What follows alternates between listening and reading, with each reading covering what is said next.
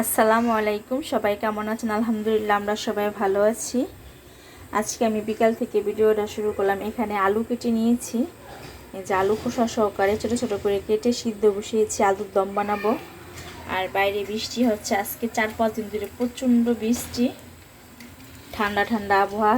মন চাচ্ছিল একটু আলুর দম বানিয়েই খাই। আলুটা এখন সিদ্ধ বসিয়ে দিলাম। এখানে আমার আলুটা সিদ্ধ হয়ে গেছে, আমি খোসাটা ছাড়িয়ে নিয়েছি।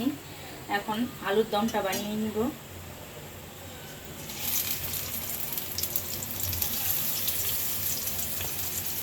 যে কাঁচামরিচটার উপরে দিয়ে দিই, লাস্ট পর্যায়ে দিব।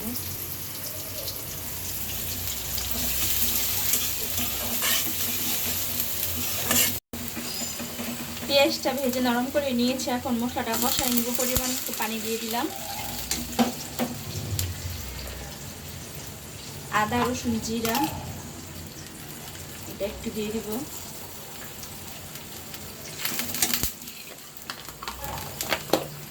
এখন সব গুঁড়া মশলাগুলো দিব।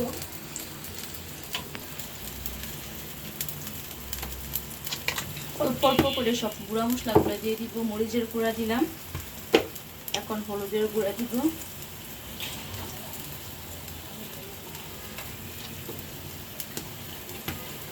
আর দিব ধনিয়া গুঁড়া। যে সব মশলাই আমি একটু একটু করে দিয়ে দিলাম। এখন ভালো করে মশলাটা কষিয়ে নিব। আমি একটু গরম মশলার গুঁড়া দিব,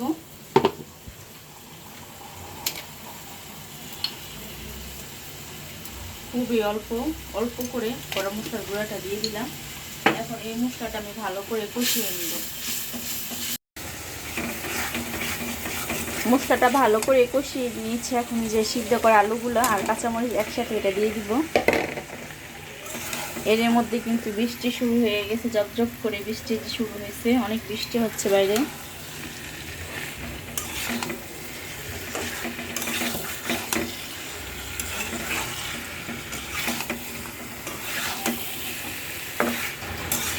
লবণ দেওয়া হয়নি, লবণের কথা ভুলে গেছি, এখন লবণটা দিয়ে দিব। এর মধ্যে আমি এটা লবণ দিয়ে দিব।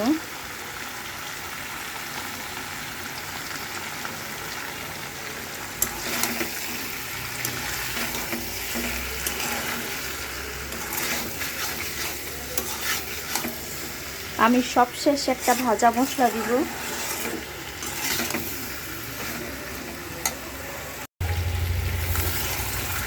আলুর দমটা মাখা মাখা হয়ে গেছে। এই পর্যায়ে আমি একটা এখানে ভাজা মশলা দিব। এখানে আছে আস্ত ধনে গুঁড়া, মানে আস্ত ধনে, মরিচ, জিরা, পাঁচফোড়ন একসাথে হালকা ভেজে আমি ব্লেন্ডার করে গুঁড়া করে সবসময় রেখে দিই আমি। এটা খিচুড়িতে, আলুর দম, চটপটিতে দিয়েও খাওয়া যায়, খুব মজা, খুব সুন্দর একটা ফ্লেভার আসে। যতটুকু আছে সবটুকু দিয়ে দিলাম। এই মশলাটা দেওয়াতে অনেক সুন্দর একটা গ্রান বের হয়েছে পাঁচফোড়নে। এই যে আমার আলুর দম একদম রেডি। এখন গরম গরম ছেলে মেয়েকে নিয়ে খেয়ে নেব বিকালের নাস্তায়। এটা কিন্তু মুড়ি দিয়েও খাওয়া যায়, কিন্তু মুড়িটা খাবো না, আমি শুধু এমনি খাবো।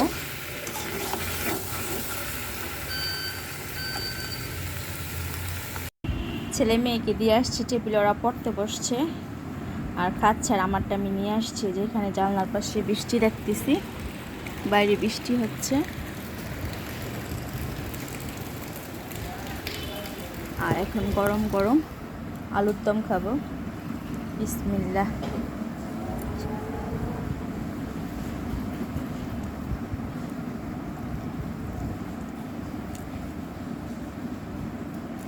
অনেক মজা হয়েছে।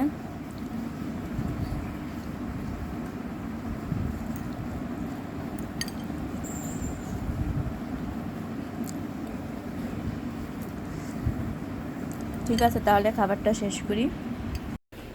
বিকালে যে আলুর দম বানিয়েছিলাম, এটা খাওয়ার পর এতটুকু রয়েছে, এটা রেখে দিয়েছি একটা ছোট্ট বাটিতে বেড়ে।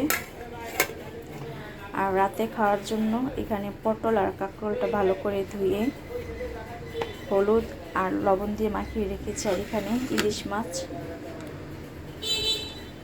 ইলিশ মাছটা আমি লবণ হলুদ দিয়ে মাখিয়ে রেখেছি। এখন পটল আর কাঁকরোলগুলো প্রথমে ভেজে নিব।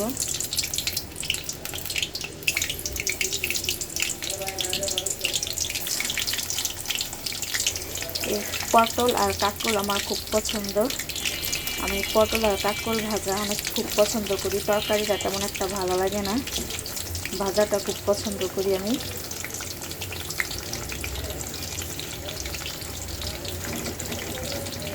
পটল আর কাঁকরোল ভাজা গরম ভাতটা খেতে অনেক মজা।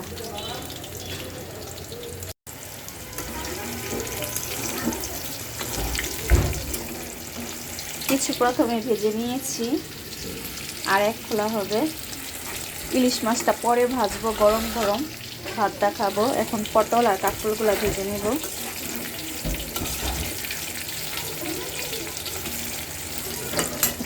কালকে রাতে খিচুড়ি রান্না করেছিলাম, বোনা খিচুড়ি, এটাই আজকে দুপুরবেলা খেয়েছিলাম। তাই আজকে আর দুপুরে কিছু করি নেই, রাতে ইলিশ মাছ আর পটল কাঁকরোল ভাজতেছি। এটা দিয়ে রাতের খাবার আমাদের হয়ে যাবে। আমার ভাজাটা হয়ে গেছে, এখন উঠায় রাখবো।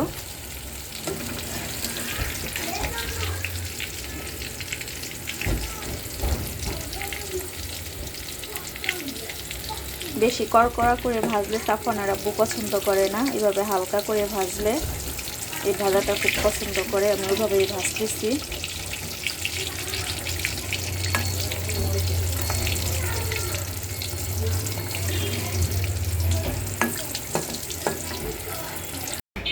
কাঁকরোল পটল ভাজা হয়ে গেছে, সাথে আমি কিছু শুকনা মরিচও ভেজে নিয়েছি। ভাজার সাথে শুকনা মরিচ আমার খুব ভালো লাগে। এখানে কিছু শুকনা মরিচও ভেজে নিয়েছি। এখন ইলিশ মাছটা ভেজে নিব।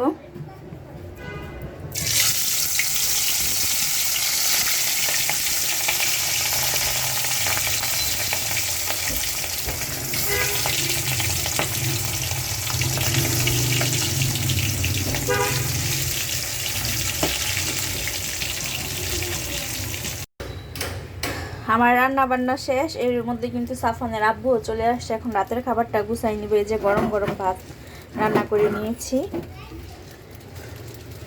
সাথে ইলিশ মাছ ভেজেছি, আর এখানে পটল কাঁকরোল ভেজে নিয়েছি। এই দিয়ে আজকে আমাদের রাতের খাবার। আর আপনাদের কাছ থেকে বিদায় নিব। সবাই ভালো থাকবেন। আল্লাহ হাফেজ।